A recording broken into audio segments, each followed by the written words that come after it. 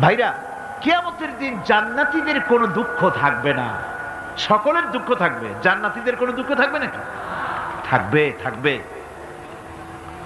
জান্নাতীদের মনের মধ্যে একটা দুঃখই থাকবে, ভালো করে শুনুন, জান্নাতীদের মনের মধ্যে একটা দুঃখই হবে, তারা মনে মনে চিন্তা করবেন, আফসোস করবেন, আহারে যদি দুনিয়ায় বসে অমুক সময় বাসে বসেছিলাম, আজে বাজে চিন্তা করেছি, বাড়ির ড্রয়িং রুমে একা একা বসে বসে আজে বাজে চিন্তা করেছি, অমুক অমুক সময় খেলাধুলায় কাটাইছি, এই সময়গুলিতে যদি সুবহানাল্লাহ, আলহামদুলিল্লাহ, লা ইলাহা ইল্লাল্লাহ, আল্লাহু আকবার, এই তাসবিহ যদি পড়তাম, জিকির আজগার করতাম, জান্নাতের ভিতরে আরো নিয়ামত লাভ করতে পারতাম।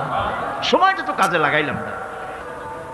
মানুষের শর্ত, মুমিনের সব কাজে সওয়াব।